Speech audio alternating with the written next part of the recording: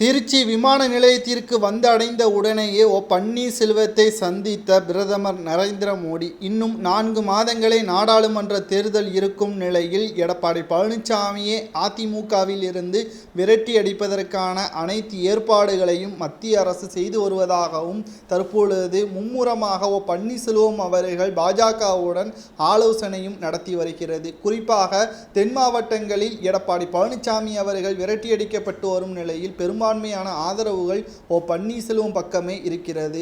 தற்பொழுது திருச்சிக்கு வந்த நரேந்திர மோடி அவர்கள் தற்பொழுது எந்த ஒரு அரசியல் கட்சி தலைவர்களையும் தனிப்பட்ட முறையில் சந்திக்காமல் இருந்துள்ளார். ஆனால் பன்னீர்செல்வம் அவர்கள் வந்தவுடன் 2 நிமிடங்கள் பேசியுள்ளதாகவும், மேலும் தமிழகத்தில் தற்பொழுது அதிமுக திமுக இரு கட்சிகளை பெரும்பான்மையான கட்சிகளாக இருக்கும் நிலையில் எடப்பாடி பழனிசாமி அவர்கள் அதிமுக ஒருபோதும் பாஜகவுடன் இணையாது என்றும் கூறியிருந்தார். இந்த நிலையில்தான் தற்பொழுது பன்னீர்செல்வம் அவர்கள் தற்பொழுது பாஜகவிற்கு ஆதரவாக செயல்பட்டு வரும் நிலையில் மீண்டும் அனைத்து இந்திய அண்ணா திராவிட முன்னேற்ற கழகம் பன்னீர்செல்வத்திற்கு பக்கம் வந்துவிட்டால் நிச்சயமாக பாஜகவுடன் கைகோர்ப்போம் என்று பன்னீர்செல்வம் மட்டுமல்லாமல் வைத்திலிங்கம், மனோஜ் பாண்டியன், அதிமுகவின் மூத்த நிர்வாகியாக இருந்த பன்ருட்டி ராமச்சந்திரன் இவர்களும் கூறியிருந்தனர்.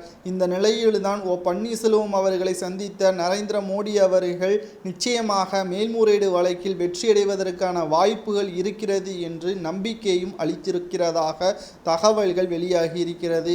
இந்த தகவலை அறிந்த உடனேயே எடப்பாடி பழனிசாமி அவர்கள் வழக்கை விசாரணை செய்வதற்கு முன்பாக தனக்கு சாதகமான ஆதரவாளர்கள் எடப்பாடி பழனிசாமி அவர்கள் ஆலோசனை செய்தும் வருகிறார். தற்பொழுது பிரதமர் நரேந்திர மோடி அவர்களை சந்தித்தது தற்பொழுது மகிழ்ச்சி அடைந்துள்ளது பன்னீர்செல்வம் அவர்கள் கூறியுள்ளார். மீண்டும் இன்று முழுவதும் தமிழகத்தில் இருக்கக்கூடிய பன்னீர்செல்வம் அவர்கள் எடப்பாடி பழனிசாமி அவர்களை நிராகரிப்பதற்காகவே பன்னீர்செல்வம் அவர்களை சந்தித்துள்ளார் என்றும் பாஜகவினர்கள் கூறியுள்ளனர்.